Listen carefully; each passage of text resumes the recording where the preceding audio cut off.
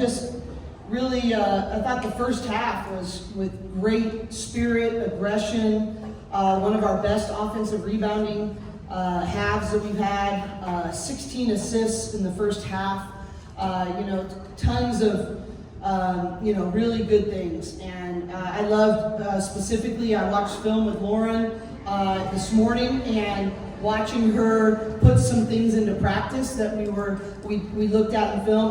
Those are all the things I celebrate as a coach, is those growth areas. When you're transferring something we're really focusing on. I will also give the team credit that we've really focused on getting paint touches off the post, and I thought we did a much better job today finding touches for Lauren specifically, but not just Lauren, but in general.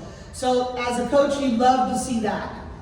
The thing that I'm really challenging them on is our consistency. When we get into comfortable spaces, we just have to grow on not getting tired of doing it right. Is that we get casual, we communicate less, our rebounding numbers were less, our passion plays were less. 17, if you count the first possession of the second half. 17 of our 22 assists happened in the first 20 minutes and 30 seconds. And we have to fight for greatness. This is one of the hardest working teams I've ever been around. They're great human beings. I love being around them. They're connected with each other. But I'm really challenging them to be more competitive. Possession by possession, not competitive with the scores, but competitive to our standards. And that's something that we must address, and must address it immediately. For both Lauren and Gianna, I spoke with Coach the other day, and she talked about the need to get more aggressive, and she just brought it up again. How did you see that show in the first half? I thought defensively we did a really good job in the first half, just pressuring the ball, following the scout, the things that we kind of talked about leading up to the game. I think we just need to continue to grow on that. I think, like Coach Corey said, we can't really let up that second half because it's important that we play that way throughout the entire game. So that's just something we've got to get better at, is just consistency. But I thought defensively we started out pretty well. Lauren, Coach Bliss has described you as having like a thankless job, just sort of automatically being double teamed or triple teamed whenever you're playing another team. How do you feel like things sort of freed up today for you to be able to have like just a looser scoring day? I don't know. I think it's just trusting myself and having patience. I think sometimes when I know that double team is coming, I can get rushed, and I think that just messes with how I play. So just continuing to know where my teammates are and reading that, and then just being patient. I think that's the most important thing.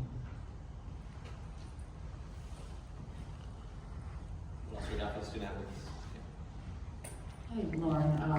Coach mentioned this briefly in our postgame comments outside about Sienna maybe being able to make her debut, the next day possibly. What's it been like with you and just trying to kind of keep her, when somebody's out with an injury like that, it can get demoralizing at times. What have you sort of done to kind of keep her mind right? Yeah, the funny thing about Sienna is that she's very stubborn, and she, even though I'm the older one, she doesn't really want to listen to me, so I try to leave that in Ash and Mia's hands. But I think just continuing to remind her that she's very much needed on this team, and she's an amazing basketball player, and just because she's out right now doesn't mean that she's left out and that she's behind. She's done the work. We see it every single day, and she continues to get shots up. They have to force her to get off the court. I think just reminding her of who she is and how valuable she is, and I'm just so excited. When she gets to be on the court with me for the first time, that's going to be a really special moment. So I'm really, really excited.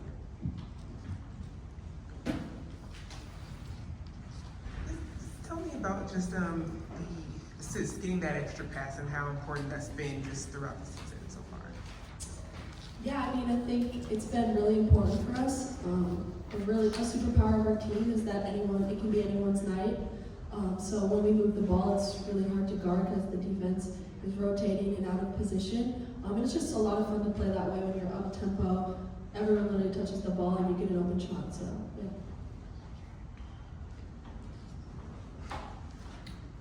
For Lawrence, I'm curious when Charlize can have a night where she's not showing up scoring wise, but 8 assists, 10 rebounds as a guard.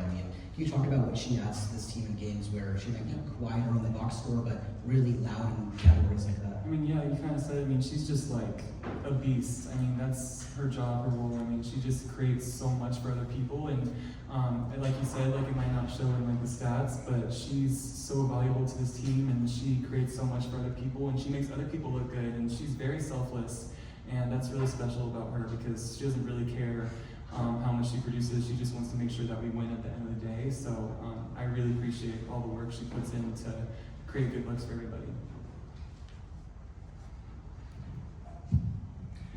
Gianna, talking about ball movement and that sort of thing, does it become a habit with the team? I mean, are there certain players that you kind of have to go into, hey, person's open, move the ball? Or is it something that it just becomes a flow, it becomes a rhythm?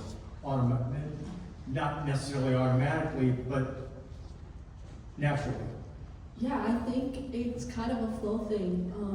When we are all very selfless players and we just really want us to win. So like when you see someone open, we use our IQ and we're like, hey, that person's open, that's gonna be a great shot. So you kind of, once you really get to know who you're playing with, how they play, it's just a natural flow, I'd say. Gianna, going back to the top about being consistent and really kind of being very competitive every possession regardless of the score. How tough is it though when you are up by 20, 27 points and just mentally you're still trying to step on their throat?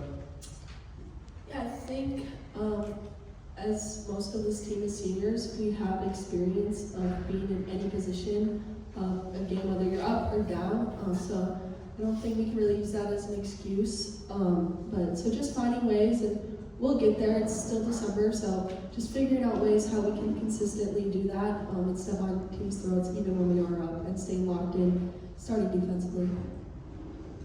Lauren, what kind of impact has Michaela had on you from the coaching perspective? Yeah, Michaela's super special. Obviously, I grew up watching her. She's from Colorado. Went to the same high school as I did, so it's really funny just because I feel like I've been living out everything she pretty much already did. So she's just an amazing person, first and foremost, and she's just made me feel so loved. Like the second she walked in here, she's just a really amazing character, and I don't know, I just really appreciate all the support I've had from her. She's been with me every step of the way, and she just reminds me of who I am every single day, and I really appreciate that, and I look up to her a lot, so.